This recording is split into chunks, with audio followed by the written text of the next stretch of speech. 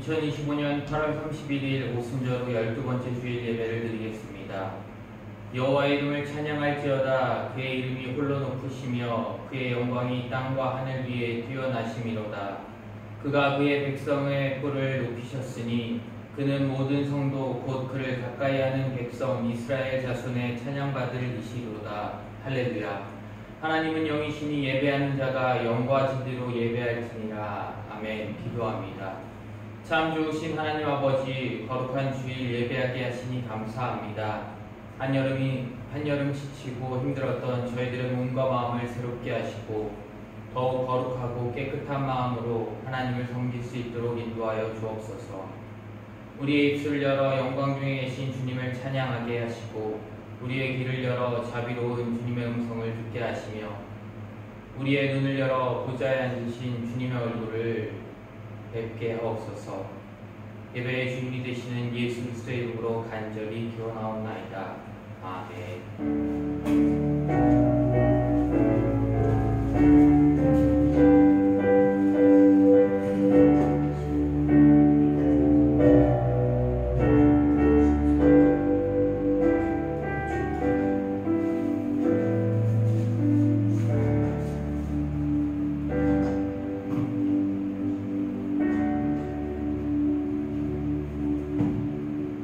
듣고 진행하시겠습니다.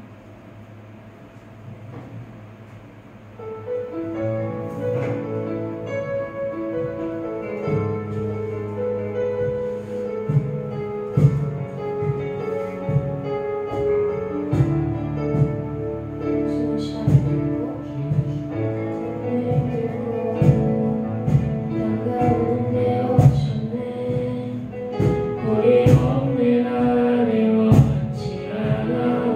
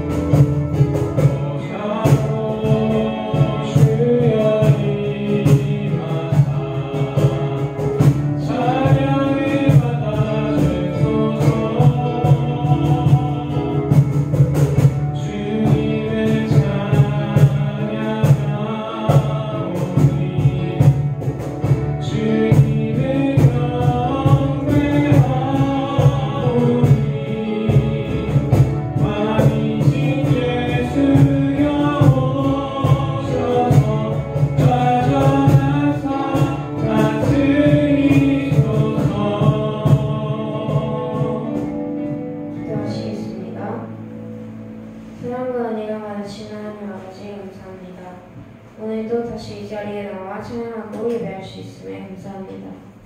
더웠던 8월이 가고 9월이 시작합니다. 8월을 행복하고 무사히 마무리하게 해주심에 감사합니다. 이제 시작할 9월 한 달간에도 지켜주시고 하나님의 계획 가운데 나아갈 수 있게 해주세요. 하나님께서 허락하신 땅에서 살아갈 때에 분명 어려움도 생기고 힘든 일도 생기게 되는데 그런 때에도 다른 것이 아닌 하나님만을 붙잡고 하나님만을 주인 삼을 수 있게 해주세요. 한 주 동안 지은 죄를 이 시간 놓고 나아갑니다. 모든 죄를 용서해 주시고 저희가 경건한 마음으로 나아갈 수 있게 해주세요. 오늘 말씀 전하시는 이준희 목사님과 함께 해주시고 다른 것에 집중되는 예배가 아닌 하나님께 집중되고 말씀에 집중되는 시간이 될 수 있도록 도와주세요. 이 모든 말씀 예수님의 이름으로 기도드렸습니다. 아멘.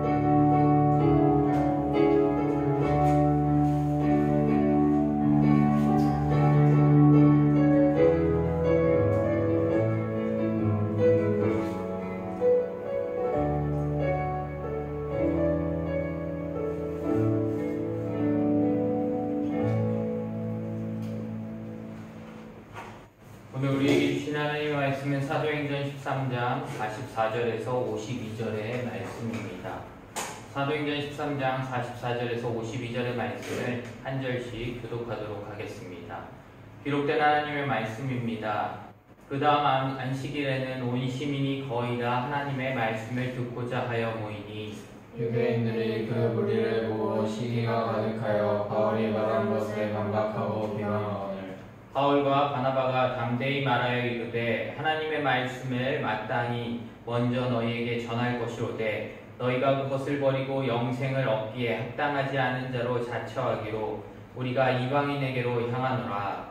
주께서 이같이 우리에게 명하시되 내가 너를 이방의 빛으로 삼아 너로 땅 끝까지 구원하게 하리라 하셨느니라 하니 이방인들이 듣고 기뻐하여 하나님의 말씀을 찬송하며 영생을 주시기로 작정된 자는 다 믿더라. 주의 말씀이 그 지방에 두루 퍼지니라. 이에 유대인들이 경건한 귀부인들과 그 신의 유력자들을 선동하여 바울과 바나바를 박해하게 하여 그 지역에서 쫓아내니 두 사람이 그들을 향하여 발에 티끌을 먼저 떨어버리고 이고니온으로 가거늘 함께 읽겠습니다. 제자들은 기쁨과 성령이 충만하니라. 아멘. 기도합니다. 사랑의 하나님 아버지 감사합니다. 한 주간을 보내고 또한 거룩한 주의 주님 전에 나와 예배합니다. 온전히 주님께 영광을 돌리고 온전히 주님만을 높이는 시간 되어지게 하나님 인도하여 주시옵소서. 이 시간 주님의 말씀을 듣습니다. 부족한 자는 가려 주시고 온전히 주님의 말씀만 드러나게 하여 주시옵소서. 우리가 그 말씀을 듣고 또한 그 말씀대로 살아가는 우리들 되어지게 하나님 인도하여 주시옵소서. 모든 것을 주님께 맡겨드리며 우리를 구원하신 예수 그리스도의 이름으로 간절히 기도합니다. 아멘. 오늘 말씀은 바울과 바나바가 1차 선교 여행 중 비시디아 안디옥에서 복음을 전한 사건의 결론 부분입니다. 지난주에 바울이 안식일 회당에서 설교했을 때 많은 사람들이 감동을 받고 그 다음 주에도 말씀을 듣고자 청했습니다. 그리고 많은 사람들이 바울과 바나바를 따랐습니다. 그리고 난 이후에 한 주가 지나게 되고 오늘 말씀입니다. 44절 말씀 같이 한번 읽어볼까요? 시작! 그 다음 안식일에는 온 시민이 거의 다 하나님의 말씀을 듣고자 하여 모이니 아멘. 말씀을 통해 바울과 바나바는 일주일간 동안도 계속해서 복음을 전했던 것을 우리는 짐작해서 알 수 있습니다. 그 결과 그 다음 안식일에는 비시디아 안디옥에 있던 온 시민이 거의 다 하나님의 말씀을 듣고자 하여 모였다라고 말씀합니다. 바울과 바나바가 복음을 전하는 것을 들었을 때 많은 사람들이 자신들이 죄인임을 깨닫고 구원에 대한 마음이 생겼기에 회당으로 모였던 것입니다. 이것은 성령님께서 그들의 마음 가운데 역사하셨기 때문에 그들이 자신들이 죄인임을 깨닫게 된 것입니다. 인간 스스로의 힘으로는 결코 구원을 받을 수 없음도 깨달아야 하나님 앞으로 나오게 됩니다. 왜냐하면 구원은 사람이 자신의 힘으로 얻을 수 있는 것이 아니라 오직 하나님의 은혜로 받을 수 있기 때문입니다. 45절에 유대인들이 그 무리를 보고 시기가 가득하여 바울이 말한 것을 반박하고 비방하거늘이라고 말씀합니다. 사람들이 바울의 설교를 더 듣고자 해서 회당으로 몰려오니 유대인들은 그 무리를 보고 시기가 가득했다라고 말씀합니다. 왜냐하면 자신들도 비시디아 안디옥에서 회당을 세우고 또 나름대로 전도도 했지만 회당에 모이는 사람들의 대부분들은 유대인들이었고 유대교에 입교한 경건한 이방인은 소수였기 때문입니다. 또한 한 주간 만에 많은 사람들이 회당으로 몰려옴을 보고 오히려 시기가 가득하게 된 것입니다. 그리고 유대인들은 자신들만이 하나님의 선민이라는 특권의식을 가지고 있었기에 자기들에게만 구원이 있다고 믿었던 사람들입니다. 그런데 바울과 바나바가 이방인들에게 하나님의 말씀을 전했다는 사실이 자신들의 신앙관으로는 도저히 용납할 수가 없었던 것입니다. 예수님께서도 유대인들로부터, 즉 유대교의 지도자들로부터 심하게 배척당하셨습니다. 다시 말해 하나님의 말씀이 교회의 잘못된 기득권자들, 지도자들에 의해 거부당하고 핍박받았습니다.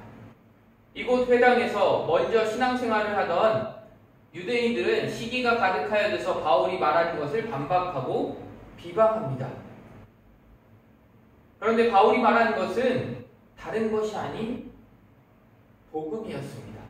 불과 일주일 전만 해도 그 복음을 듣고 다시 듣고자 하여 바울과 바나바에게 다음 안식일에 와서 다시 그 복음을 말해달라고 했던 그 사람들이 오히려 이제는 복음을 반박하고 비방하고 있는 것입니다. 반박한다는 것은 자신들의 주장만 옳다고 우기고 다른 주장은 반대하고 공격했다는 것입니다. 이들은 복음 자체보다는 무엇에 더 집중하였을까요? 분명히 지난주까지만 하더라도 바울의 복음 선포를 듣고 다시금 다음 안식일에 우리에게 말해줄 것을 권했던 그들은 왜 한 주가 지나고 난 이후에 변하게 되었을까요? 이들이 집중한 것은 무엇일까요? 복음이었을까요? 아니면 사람들이었을까요? 이들은 복음 자체보다는 사람들의 움직임에 더 많은 관심을 가졌던 것입니다. 바울을 보면 성령 충만한 상태에서 복음을 전하였습니다. 그 결과 일주일 만에 하나님을 전혀 모르던 사람들이 회당으로 몰려오게 되었습니다. 이것은 성령님의 역사입니다. 바울이 말을 잘해서 설득을 잘해서가 아닙니다. 성령 충만함으로 복음을 선포했을 때 성령님께서 하나님을 모르는 사람들의 마음 가운데 역사하여 주셨던 것입니다. 초대교회의 사도들과 제자들이 이러한 방법으로 계속해서 복음을 전했습니다. 즉 이것이 바로 하나님이 원하시는 전도의 방법입니다. 우리는 성령 충만해야 합니다. 따라서 성령 충만함을 받지 못했던 유대인들은 복음을 듣고 싶어 모인 무리들을 보고 시기가 발동하여 바울을 반박하고 비방하였던 것입니다. 중요한 것은 바울이 말하는 것, 즉 주님의 말씀인 복음에 대해 공격하고 비방했다라는 것입니다. 46절 말씀을 같이 한번 읽겠습니다. 시작! 바울과 바나바가 담대히 말하여 이르되 하나님의 말씀을 마땅히 먼저 너희에게 전할 것이로되 너희가 그것을 버리고 영생을 얻기를 합당하지 않은 자로 자처하기로 우리가 이방인에게로 향하노라. 아멘. 바울과 바나바가 그 유대인들의 반박과 비방이 빗발칠 때 오히려 바울과 바나바는 담대하게 말합니다. 그럴 수 있었던 것은 바로 성령 충만했기 때문입니다. 만약에 바울과 바나바도 유대인들처럼 성령님을 의지한 것이 아니라 사람들을 의식했다면 유력한 자들이 반대하고 비방했기에 오히려 그들에게 고개를 숙였을 것입니다. 하지만 사람을 의식하는 것이 아니라 성령 충만하였기에 어떤 사람 앞에서도 담대하게 말할 수 있었던 것입니다. 예수님께서 말씀하시기를 복음을 전하면 핍박이 있다고 분명하게 말씀하셨습니다. 따라서 핍박을 통해 진정한 믿음은 확실하게 드러나게 됩니다. 제대로 된 믿음이 아니라면 그 핍박 가운데 고개를 숙일 수밖에 없지만 그렇지 않다면 그 믿음이 더욱더 굳건하여져서 주님을 의지하고 주님의 복음을 선포하게 되어집니다. 핍박이 있으므로 오히려 더욱더 굳은 믿음을 가지게 됩니다. 핍박이 있다고 믿음을 포기해서는 절대로 안 됩니다. 핍박은 우리를 단련시키는 하나님의 뜻일 수 있기에 절대로 원망하거나 실망해서도 안 됩니다. 신앙생활을 하는 가운데 어려운 일을 만났을 때는 뒤로 물러설 것이 아니라 하나님께서 더욱 확실하게 믿으라고 주시는 것임을 깨달아야 합니다. 그리고 더욱더 하나님을 붙들어야 합니다. 그 다음 하나님 말씀을 마땅히 먼저 너희에게 전할 것이로되 라고 말하고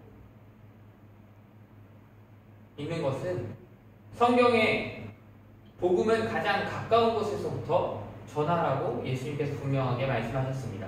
사도행전 1장 8절 말씀을 한번 볼까요? 우리가 너무나도 잘 알고 있는 말씀인데 같이 읽겠습니다. 시작! 예수님께서는 오직 성령이 너희에게 임하시면 너희가 권능을 받고 예루살렘과 온 유대와 사마리아와 땅끝까지 이르러 내 증인이 되리라 하시니라. 아멘. 어디서부터 시작하죠? 예루살렘에서부터 시작합니다. 예루살렘은 어떤 사람들이 살고 있어요? 유대인들이 살고 있는 곳입니다. 바로 그들에게 먼저 복음을 전하기 시작해서 또 어디로 가요? 유대와 사마리아와 땅끝까지 이르게 됩니다. 결국에는 어디서부터 시작된 거예요? 바로 그 유대인들이 있는 곳에서부터 시작되어집니다. 즉 유대인에게 먼저 복음 전함이 주님의 명령이었기 때문에 유대인들에게 복음을 먼저 전하는 것은 마땅하다고 바울이 말하고 있는 것입니다. 그런데 복음을 전했지만 너희가 시기 질투로 인해 복음을 버렸다고 말하고 있습니다. 받은 복음을 버리는 행위가 바로 구원받음에 합당치 않은 자로 구원받기를 스스로 포기하는 것이라는 말씀입니다. 하나님의 은혜가 아무리 역사하여도 이를 받지 않고 거절하는 사람에게는 은혜를 주시지 않으십니다. 바울은 이로 인해 우리가 이방인에게 향하노라 라고 말합니다. 즉 이방인에게 전도하겠다고 말하고 있습니다. 이 말은 너희가 복음을 반박하고 비방한다고 해서 복음은 결코 중단되지 않는다는 말입니다. 유대인들이 복음을 배척함으로 이로 인해 바울은 복음을 받을 이방인에게로 향합니다. 이것이 본격적인 이방 선교의 시작입니다. 47절에 주께서 이같이 우리에게 명하시되 내가 너를 이방의 빛으로 삼아 너로 땅끝까지 구원하게 하리라 하셨느니라 하니 라고 말씀합니다. 주님께서는 이같이 우리에게 명하시되 바울은 유대인들에게 핍박을 받자 우리가 이방인에게로 향하겠다라고 말했습니다. 이것은 구약성경 이사야서 49장 6절의 말씀입니다. 이사야서에서는 바울과 바나바의 이름이 기록되어 있지 않습니다. 하지만 바울과 바나바는 이사야서의 말씀이 바로 자신들의 사명임을 깨달았던 것입니다. 한번 이 말씀을 보도록 할까요? 시작! 내가 또 너를 이방의 빛으로 삼아 나의 구원을 베풀어서 땅끝까지 이르게 하리라. 아멘. 바울과 바나바는 유대인들의 핍박 가운데 그 가운데에서 이사야에 기록되어 있던 이 말씀이 생각났던 것입니다. 바나바와 바울 그들은 유대인들이 핍박할 때 주눅들지 아니하고 더욱더 담대할 수 있었던 것은 유대인들은 복음을 받지 않을 것이고 이로 인해 복음이 땅끝까지 이르러 많은 사람들을 구원하게 된다는 하나님의 말씀이 생각나기 때문입니다. 이게 바울과 바나바를 위해서 예언되었던 말씀은 아니었습니다. 하지만 하나님께서 이미 어떻게 해요? 땅끝까지 구원이 이르게 될 것이라는 예언을 해놓으셨던 것이 그들에게 그 말씀이 떠올려졌다는 것입니다. 성령님께서는 말씀을 밝히 깨달아 알게 하시는 분이십니다. 우리가 어떠한 상황 가운데 있을 때 하나님의 말씀을 생각나게 하셔서 우리가 이것이 하나님의 뜻이구나 라는 것을 알게 하신다는 것입니다. 48절에 이방인들이 듣고 기뻐하여 하나님의 말씀을 찬송하며 영생을 주시기로 작정된 자는 다 믿더라 라고 말씀합니다. 바울은 이사야서의 말씀을 가지고 내가 이방인의 빛이 되어 이방인들에게 복음을 들고 가겠다라는 결심을 말하였습니다. 그 자리에서 바울의 말을 들은 이방인들은 기뻐하여 하나님의 말씀을 찬송합니다. 따라서 바울이 이제부터 이방인들에게 복음을 전하겠다는 말을 듣고 이들이 기뻐했다는 것은 이곳에 있었던 이방인들은 하나님께서 유대인만이 아니라 자신들에게도 복음을 주신다는 것을, 영생을 주신다는 것을 이미 구약에 다 작정해 두셨다는 사실을 바울을 통해 알게 되었고, 바울이 이 복음을 자신들에게도 전하겠다고 하니 기뻐하며 한호석을 쳤던 것입니다. 그러므로 이들이 바울의 말을 듣고 기뻐했고 하나님의 말씀, 곧 복음을 찬송했다는 것은 이들은 진심으로 복음을, 바울이 전했던 그 복음을 어떻게 했다는 거예요? 믿었다라는 것입니다. 오늘 말씀에는 두 부류의 사람들이 나옵니다. 한 부류는 하나님을 그 전부터 섬겼던 누구? 유대인. 그리고 또 한 부류는 하나님을 전혀 알지 못했던 이방인들입니다. 그런데 오히려 하나님을 잘 섬겼던 유대인들은 바울이 전한 복음을 어떻게 했어요? 받아들이지 않았고 믿지 않았습니다. 왜요? 왜 그렇게 되었을까요? 그들의 마음 가운데 뭐가 일어났어요? 시기와 질투가 나타났습니다. 하지만 이방인들에게는 그 복음이 무엇이었어요? 진짜로 복음이었습니다. 자신들의 죄를 위해 예수님께서 십자가에 달려 죽으셨음을 그들은 확실히 믿었다는 것입니다. 그래서 바울이 유대인들에게 이렇게 말했을 때 이방인들이 어떻게 했다고요? 기뻐하며 하나님의 말씀을 찬송하였다. 이것은 바울이 말한 것을, 그냥 바울이 말한 것을 믿은 것이 아니라 복음, 즉 하나님의 말씀을 믿었다라는 것입니다. 바울이 그냥 새로운 것을 전해주니까 와 신기해 믿어볼까? 라는 게 아니라 정말로 하나님의 복음이 그들의 마음 가운데 들어가 성령님께서 역사하여 그들이 그 복음을 믿게 되었다라는 것입니다. 그곳에 있던 이방인들 모두가 다 기뻐하며 환호했습니다. 그러나 그 다음 말씀에 뭐라고 기록되어 있냐면 영생을 주시기로 작정된 자는 다 믿더라 라고 말씀합니다. 이게 무슨 말이에요? 이게 무슨 말일까요?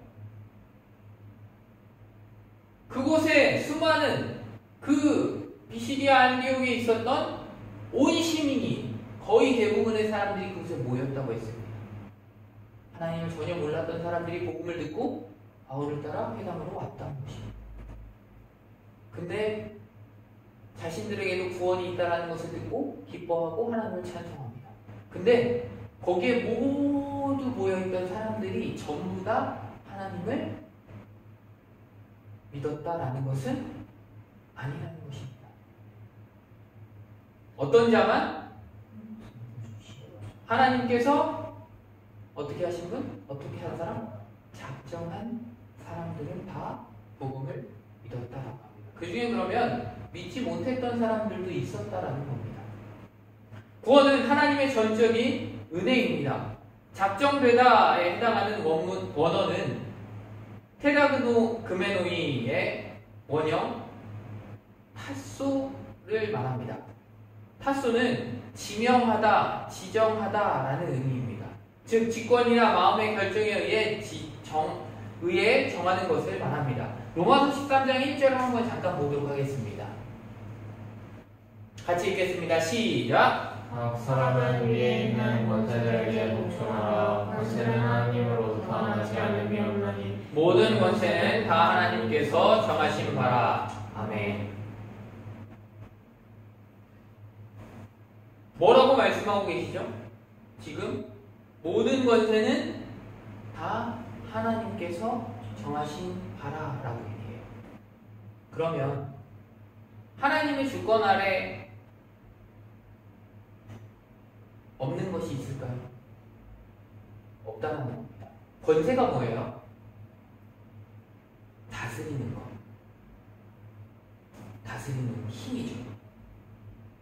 그러면 그 모든 다스리는 힘은 누구가 작정하신 거라고요? 하나님이 작정하신 거예요. 그러면 그 모든 다스리는 힘 아래에 있는 것들은 또한 누가 작정하신 거예요? 하나님이 작정하신 겁니다. 그러면 모든 것들, 이 세상에 있는 모든 것들이 다 하나님께서 정하신 대로 이루어진다는 것입니다. 여기에서는 아까 읽었던 그 원어에서는 완료, 분사, 수동태로 쓰이게 되는데 이는 그 정하심이 사람 내부에 있지 않고 외부의 절대자에게 있음을 말합니다. 그리고 완료형으로 쓰인 것은 그 작정이 이미 과거에 되어진 것이며 그 결과가 지금 나타나고 있음을 보여줍니다. 생명은 하나님께 속한 것으로 영생으로 지명하신 이는 누구라고요? 하나님이시라는 거예요. 따라서 하나님께서 지명하지 않은 사람은 어떻게 돼요? 구원을 받을 수 없고 영생을 얻을 수 없다라는 겁니다. 그러니 구원은, 영생은 하나님의 무엇이에요? 선물입니다. 전적인 하나님의 선물이에요. 인간의 행위로 얻을 수 있는 게 아니라는 겁니다. 49절에 주의 말씀이 그 지방에 두루 퍼지니라 라고 말씀합니다. 이 말씀은 하나님의 말씀 그 자체에 활동력이 있어서 널리 퍼져나감을 말합니다. 비시디아 안디옥, 그러니까 비시디아는 소아시아의 남부 지역에 있으며 밤빌리아 북쪽에 위치한 사막지대입니다. 후에 로마에 의해 갈라디아에 편입된 곳입니다. 주의 말씀이 그 지방에 두루 퍼지니라, 즉 안디옥에서 시작하여 비시디아 전역에 예수님을 믿는 사람들이 어떻게 되었다는 거예요? 많이 생겼다는 거예요. 주님의 말씀이 그 지방에 퍼졌다라는 것은 그것으로 인해 예수님을 믿는 사람들이 많아졌다는 것입니다. 그런데 어떻게 했길래 짧은 기간 동안 이렇게 놀라운 복음의 운동이 비시디아 전역에 일어날 수 있었을까요? 어떻게 일어날 수 있었을까요? 분명한 것은 바울과 바나바 두 사람이 그 넓은 산악지대를 짧은 기간 동안 복음을 전할 수는 없습니다. 하나님께서 영생을 선물로 영생을 주시기로 작정된 자들이 먼저 믿고서는 그들이 어떻게 했다는 거예요? 그들이 바로 복음을 전하러 나아간다는 겁니다. 이것은 먼저 믿은 자들의 사명입니다. 중요한 것은 이들이 어떠한 훈련을 받은 것이 아닙니다. 전도하는 훈련을 받은 것이 아니라는 것입니다. 그러한 기록은 없습니다. 그러나 이들은 자신들이 받은 구원, 그 복음을 기뻐함으로 어떻게 했어요? 어떻게 했다는 거예요? 온 전역으로 퍼져 복음을 전했다라는 것입니다. 이들을 통해 복음이 놀랍게 전파되었다는 사실입니다. 하나님의 말씀 그 자체에 왕성한 활동력이 있다는 것은 바로 이러한 것을 말합니다. 누군가 계획하고 이렇게 해야지, 이렇게 해야지, 이렇게 해야지 해서 이루어지는 것이 아니라 그 복음을 받은 한 사람이 그것을 감사하여 너무 기뻐서 그것을 누구에게? 다른 사람에게 전하며 나아가는 스스로 그것들을 하게 되어지는 것이 바로 그것을 말하는 것입니다. 이를 보면 준비가 완벽히 된 사람을 통해서만 복음이 전파되는 것이 아니라 부족하여도 하나님의 말씀을 굳게 믿고 예수님께서 명령하신 것에 따라 땅끝까지 이르러 내 증인이 되라는 말씀에 순종하는 자를 하나님께서는 사용하시는 것입니다. 그런데 예수님의 마지막 명령에는 오직 성령이 너희에게 임하시면 너희가 권능을 받고 라는 단서가 앞에 붙습니다. 그러므로 성령 받은 사람이 땅끝까지 이르러 무엇이 될 수 있어요? 증인이 될 수 있다는 것입니다. 아무리 인간의 의지나 노력으로 열심히 전도하더라도 성령을 받지 않은 채로 전도한다는 것은 성령님의 역사심이 나타나지 않고 두루퍼지는 역사가 일어나지 않는다는 것을 알아야 됩니다. 사람의 힘으로 하는 것이 아니라는 거예요. 즉 선교 또한 누가 하시는 거예요? 하나님, 성령님이 하시는 것입니다. 인간이 하는 걸까요? 아니요. 인간은 그저 뭐예요? 하나님의 그 선교하심에 동참되어지고 사용되어지는 도구일 뿐이라는 겁니다. 따라서 비시디아 안디옥의 성도들은 이방인이면서 성령 충만하였다는 것을 이 말씀을 통해서 우리는 알 수 있습니다. 50절 말씀을 함께 읽겠습니다. 시작! 이에 유대인들이 경건한 귀부인들과 그 신의 유력자들을 형통하여 바울과 바나바를 박해하게 하여 그 지역에서 쫓아내니. 아멘. 비시디아 전역으로 복음이 퍼져나감을 그냥 보고만 있을 유대인들이 아니었습니다. 이들은 조상 때부터 구약을 통해 하나님을 섬겼던 사람들입니다. 누구보다 철저한 신앙을 가진 율법주의자들입니다. 율법주의가 나쁘다는 것은 아닙니다.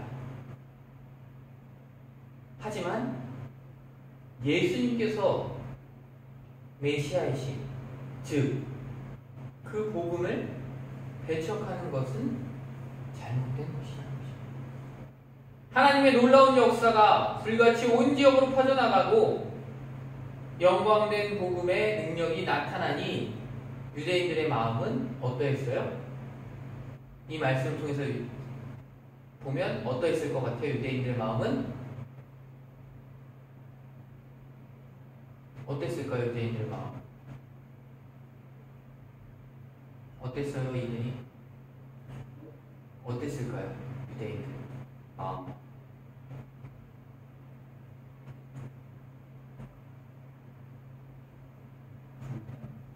그쵸, 불편했죠. 안 좋았다는 겁니다. 왜 안 좋았을까요? 왜 안 좋았어요?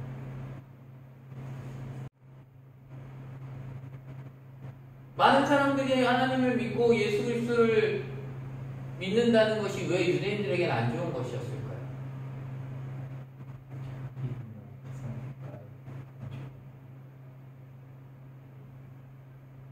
유대인들은 자신들만 선택받은 선민이라는 사상을 갖고 있습니다. 하지만 그것도 있었지만 지금 이 말씀을 통해서 볼 수 있는 건 유대인들은 복음을 어떻게 했어요? 믿었어요? 믿지 않았어요? 믿지 않았다는 겁니다. 받아들이지 못했어요. 예수님이 메시아다라는 것을 그들은 믿지 못했습니다. 결국 뭐 때문에? 무엇 때문에 그랬을까요? 그들의 마음 가운데 뭐가 생겼어요? 시기와 질투가 생겼어요. 근데 그것은 누가 주는 걸까요? 네. 그냥 생겨난 것이 아니라 그들의 마음 가운데 교만이 있었고 또한 사탄이 그것을 이용하여 그들에게 시기와 질투가 일어나게끔 했던 겁니다. 그래서 이들은 어떻게 했어요? 경건한 귀부인들과 그리고 그 시내의 유력자들을 어떻게 했다고요? 선동했대요. 선동이 뭐예요? 선동이 뭘까요? 선동. 이렇게가 뭐예요? 선동이 뭐예요?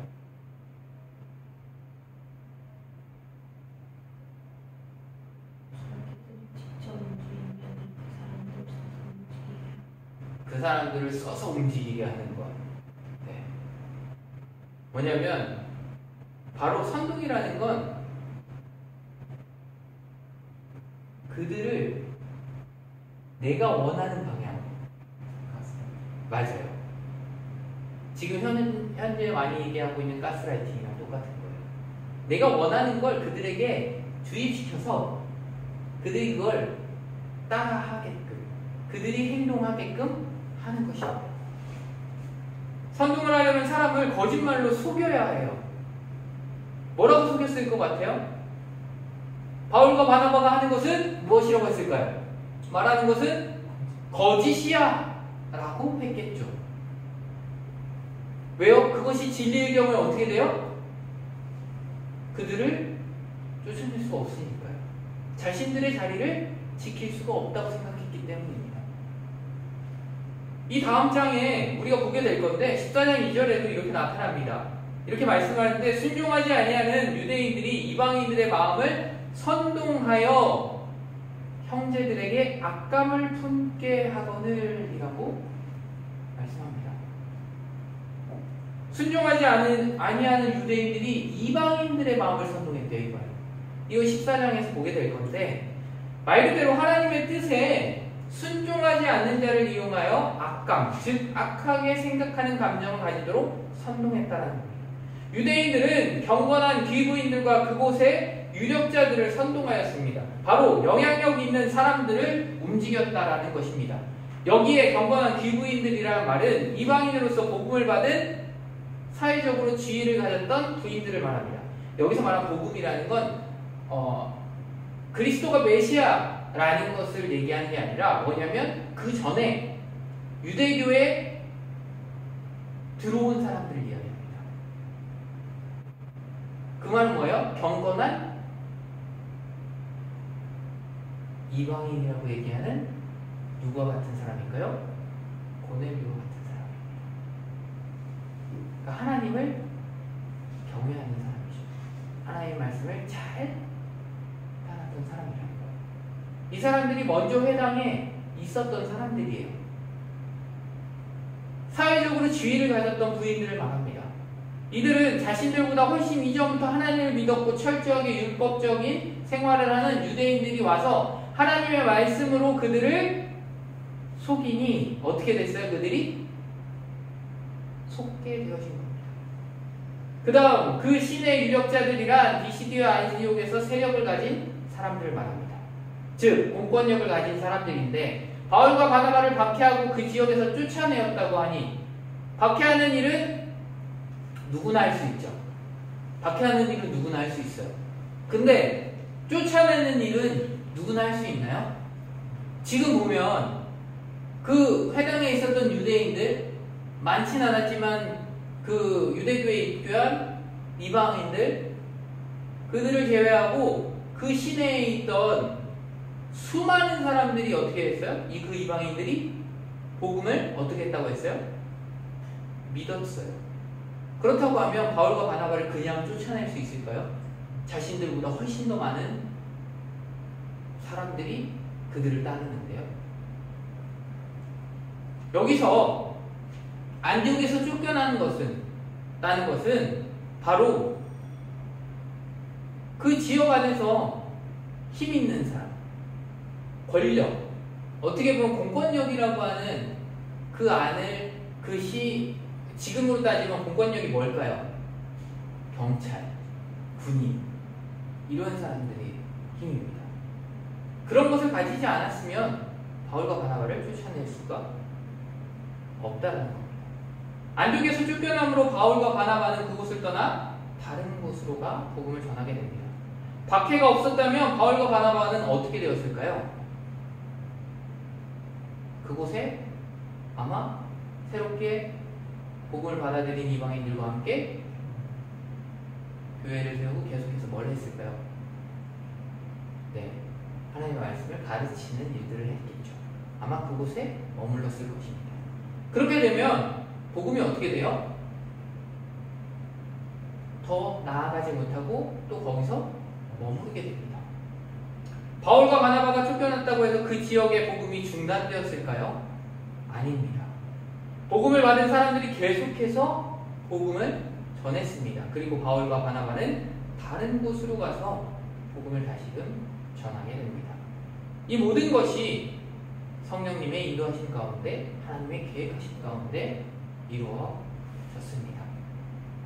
51절에 두 사람이 그들을 향하여 발에 티끌을 떨어버리고 이고니온으로 가거늘 라고 말씀합니다. 유대인들은 타국에서 돌아올 때 국경선을 넘으면서 발에 묻은 먼지를 털어내는 관습이 있었다고 합니다. 이방 땅에서 묻은 먼지를 약속의 땅인 거룩한 곳으로 옮겨서는 안 된다는 것 때문이었다고 합니다.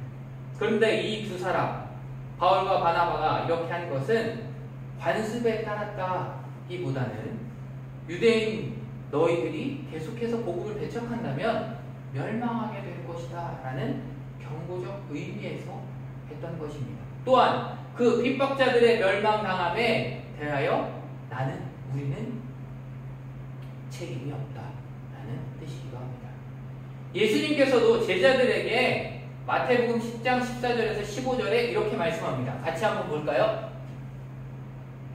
같이 읽겠습니다. 시작! 누구든지 너희를 영접하지도 아니하고 너희 말을 듣지도 아니하거늘 그 집이나 성에서 나가 너희 발에 먼지를 떨어버리라. 내가 진실로 너희에게 이르노니 심판날에 소돔과 고모라 땅이 그 성보다 견디기 쉬우리라.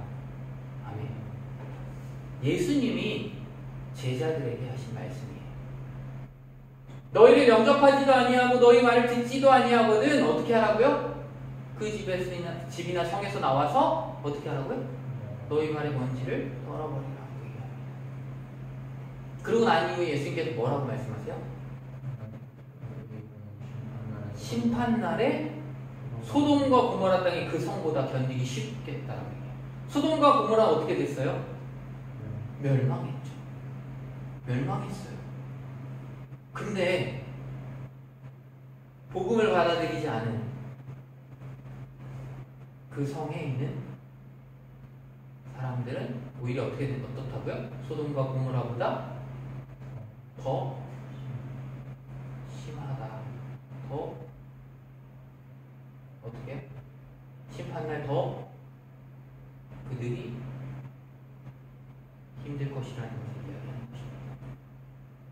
예수님께서 발에 먼지를 떨어버리라 하심이 복음을 배척한 사람들이 심판날에 당할 일에 대하여 전도자들이 책임이 없다라는 뜻임을 알 수 있습니다. 그 다음 바울과 바나바는 어디로 갔어요? 이고니온으로 갔다고 합니다. 이고니온은 소아시아 중앙에 있는 곳으로 비시디아 안디옥 근방입니다.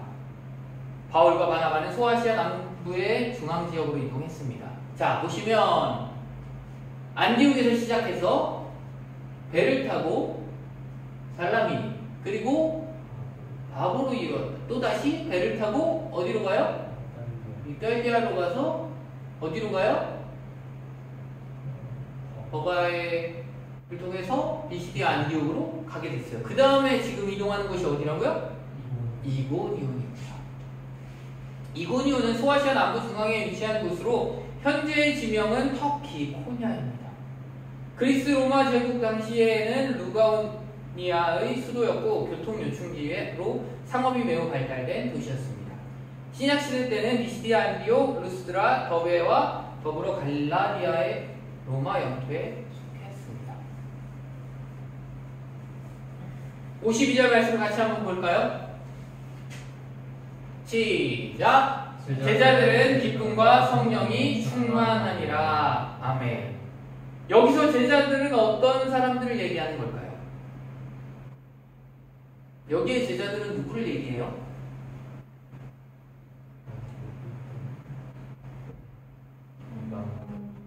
네, 맞아요. 안디옥에서 바울이 전한 복음을 듣고 믿은 이방인들을 가리킵니다. 바로 비시디아 안디옥의 성도들입니다. 이들은 바울을 믿은 것이 아니라 바울이 전해준 누구를 믿었어요? 예수님을 믿었고 바울의 말이 아니라 무엇을? 복음을 믿었습니다. 이들을 성경에서 뭐라고 지금 기록해놨어요? 제자라고 기록했습니다. 제자는 누구예요? 그냥 제자라는 단어를 봤을 때 제자는 뭐 하는 사람이에요?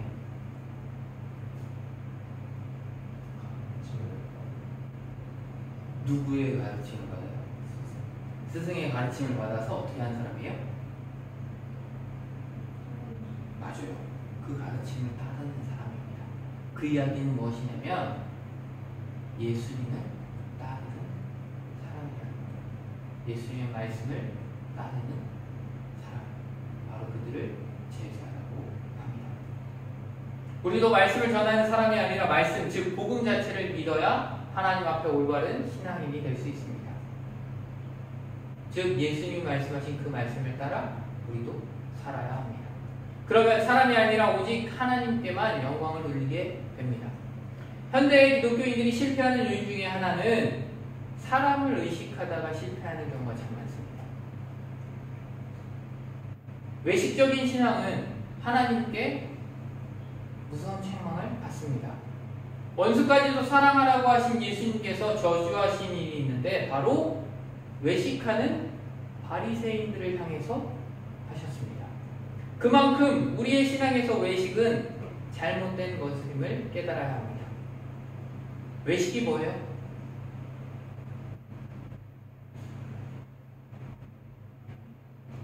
외식이 뭐예요? 네, 맞아요. 내 외면적, 겉으로 보여지기 위한 것. 누구에게? 다른 사람에게. 바리새인들, 대제사장들, 그들은 정해진 기도 시간에 어떻게 했어요? 어떻게 했어요? 사람들이 다 보는 거리로 나와 기도했습니다. 왜 그렇게 했어요? 보여지기 위해서. 나는 하나님을 잘 섬기는 사람이다 라는 것을 보여주기 위해서였습니다.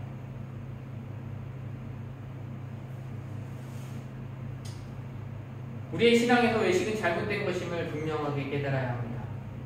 사람에게 보이려고 하는 것이 아니라 우리를 언제나 보고 계신 그 주님만을 바라봐야 합니다. 그 다음 기쁨과 성령이 충만하니라 라고 말씀합니다. 이 제자들은 어떠한 상태였을까요? 기쁜 상태였어요. 그쵸? 기쁜 상태였어요. 근데 진짜로 실제 상황은 기쁜 상태였을까요? 왜요? 왜 아니었을까요? 네. 바로 하나 봐봐. 쫓겨났죠. 왜 쫓겨났어요? 복음을 전했기 때문에 쫓겨났어요. 그렇다면 그 복음을 믿는 사람들을 유대인들이 가만두었을까요?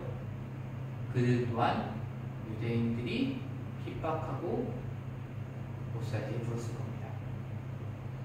하지만 그들은 이러한 핍박 가운데서도 기뻐했다라는 것입니다. 그 이유는 무엇 때문에요? 성령이 충만했기 때문입니다. 핍박 가운데서도 좌절하거나 원망하지 아니하고 굳건히 신앙을 지킬 수 있음은 바로 그들이 성령 충만했기 때문입니다. 신앙생활 가운데 불평이 자꾸 생기고 남을 비판하고 원망하는 일이 생기는 이유는 우리가 성령 충만하지 못하기 때문입니다. 성령 충만하면 어떠한 환경에서도 어떠한 상황에서도 감사하며 기쁨이 충만하다는 사실을 우리는 오늘 말씀을 통해서 알 수 있습니다. 핍박을 당하던 그 이방인들, 유대인들에게부터 핍박을 당하던 그 이방인들은 기쁨이 충만했다라고 합니다. 그 이유는 무엇 때문에? 성령이 충만했기 때문입니다. 이는 상황이 좋아서가 아니라 바로 성령님께서 함께 하셨기 때문에, 성령님께서 그렇게 해주셨기 때문에 그들 마음 가운데 기쁨이 넘칠 수 있었던 겁니다. 그리고 그들 마음 가운데 평안이 가득할 수 있었던 겁니다. 말씀을 정리합니다. 오늘 본문은 복음을 들은 사람들이 두 가지로 나뉘었음을 보여줍니다. 어떤 사람들은 말씀 앞에 시기와 불신으로 반응하였고 거절했고, 또 어떤 사람들은 기쁨과 찬송으로 받아들였습니다.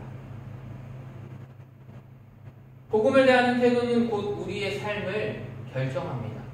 교회에 오래 다녔다고 해서, 성경을 잘 안다고 해서 그들이 복음을 자동적으로 받아들였다고 볼 수는 없다는 것입니다. 유대인들은 어떤 사람들이에요? 하나님을 아주 열심히 믿는 사람들이었습니다. 하지만 그들이 어떻게 했어요? 복음을 받아들이지 않았어요. 오히려 배척했습니다.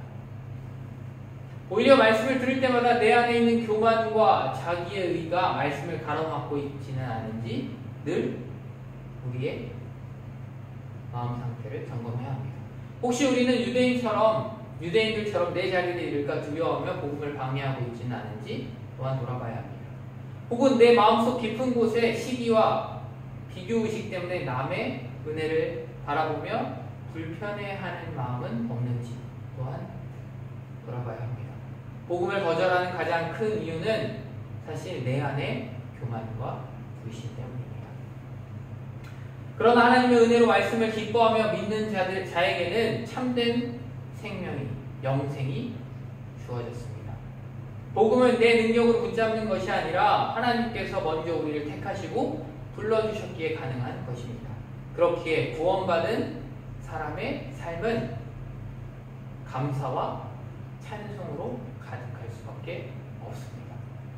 복음을 믿는 이방인들이 기뻐하고 찬송한 것처럼 오늘 우리의 신앙도 억지로가 아니라 우리의 삶을 통해 기쁨으로 드러나야 합니다.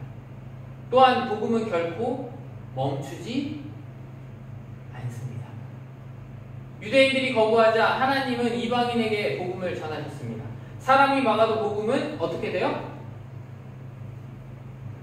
사람이 막는다고 해서 복음이 멈추는 것이 아니라 계속 전해집니다. 그러므로 우리는 복음의 통로가 되어야 합니다.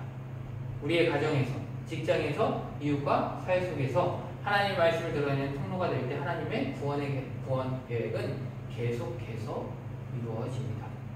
그리고 우리가 잊지 말아야 합니다. 복음을 전하는 길에는 늘 무엇이 있어요? 바울과 바나바가 받았던 박해와 핍박이 따른다는 것입니다. 그들을 대적하는 자들이 있다라는 것입니다.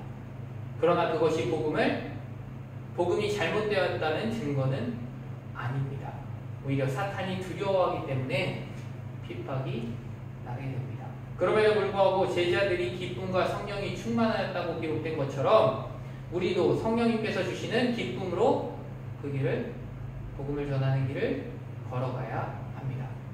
상황은 우리를 힘들게 할 수 있어도 성령님께서 주시는 기쁨은 빼앗을 수가 없습니다.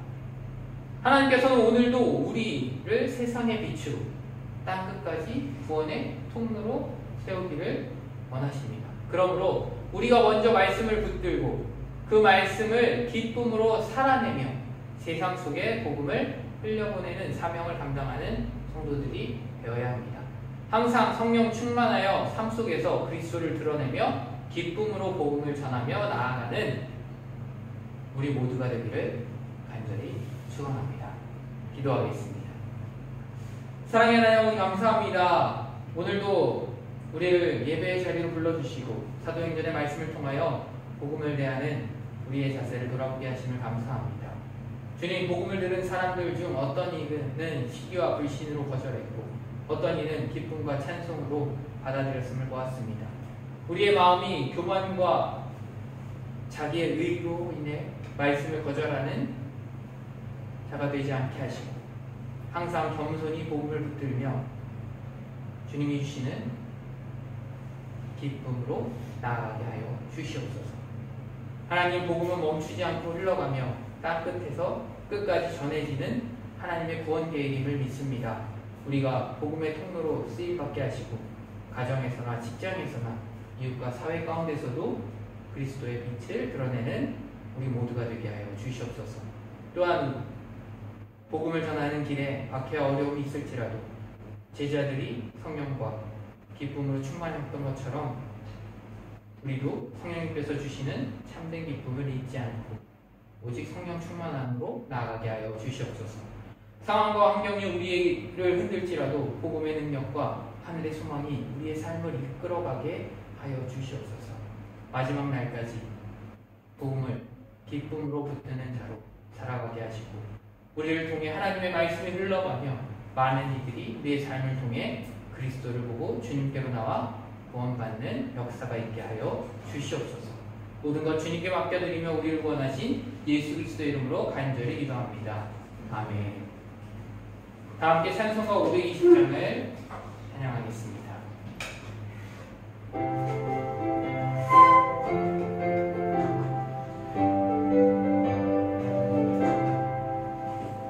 듣는 사람마다 복음 전하여 억스러운 소식 들은 뻗치세. 모든 사람에게 전할 소식은 어느 누구나 오라. 어느 누구나 주께 나오라. 어서 와서 주의 말씀 들으라. 하늘 아버지가 오라 하시니 어느 누구나 오라.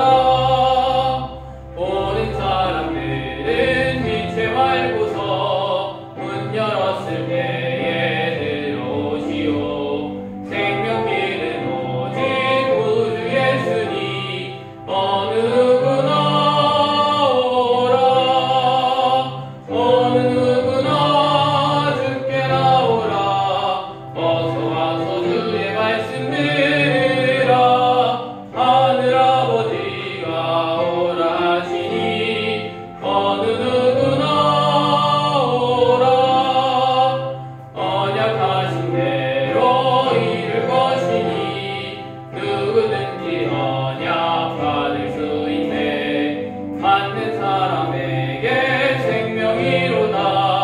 어느 누구나 오라. 어느 누구나 주께 나오라. 어서 와서 주의 말씀 들으라. 하늘 아버지가 오라 하시니 어느 누구나 오라. 찬송가 50장 1절을 부르며 봉헌하도록 하겠습니다.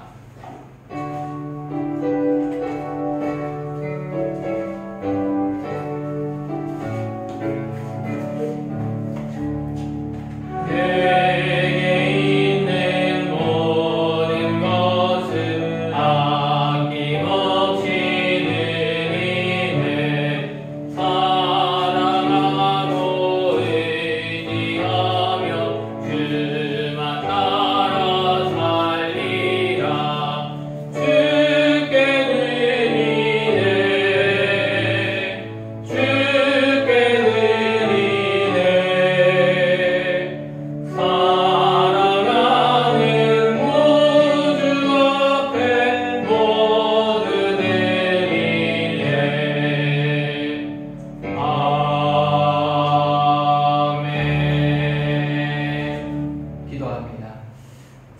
아버지 감사합니다. 주님, 우리를 작정하여 구원하여 주시고 온전히 주님께 영광 돌리며 나아가는 삶이 되게 하여 주시니 너무나도 감사합니다. 우리가 온전히 주님을 따르며 주님께서 말씀하신 것에 순종하며 온전히 우리의 삶 가운데 그리스도를 드러내며 살아가는 우리들 되어지게 하나님 인도하여 주시옵소서. 모든 것이 주님의 주권 아래 있음을 우리가 잊지 않게 하여 주시고 모든 것이 주님께로부터 온 것임을 감사하게 하여 주시고 온전히 주님만을 바라보며 주님께 영광 돌리며 나아가는 우리들이 되게 하여 주시옵소서. 이 시간 귀한 예물을 온전히 주님께 올려드립니다. 이 예물이 온전히 주님의 나라 가운데 사용되어지고 주님을 모르는 자들에게 복음을 전하는 것으로 쓰여질 수 있게 하나님 인도하여 주시옵소서. 예물들이 손길들 가운데 주님 함께하여 주시고 온전히 주님이 일하시는 주님께서 인도하고 계시는 눈으로 보고 감사하며 영광 돌리며 찬송 드리는 우리들의 삶이 되게 하여 주시옵소서. 기도하는 모든 기도의 제목들 가운데 주님 응답하여 주시고 주님께서 가장 좋은 길로 인도하셨음을 우리가 감사하며 고백할 수 있게 하나님 인도하여 주시옵소서. 모든 것들 주님께 맡겨드리며 우리를 구원하신 예수 그리스도의 이름으로 간절히 기도합니다. 아멘. 옆에 분들과 인사하도록 하겠습니다. 주님의 은혜와 평안이 가득하길 기도합니다. 주님의 은혜와 평안이 가득하길 기도합니다. 네, 이제 한 달 뒤면 다른 장소로 이동을 해서 예배를 드려야 합니다. 계속해서 예배 드릴 수 있는 장소를 위해서 기도해 주시고 하나님께서 좋은 곳으로 인도하실 줄 믿고 기도하며 나아갔으면 좋겠습니다. 축도하고 예배를 마치고 기도하도록 하겠습니다.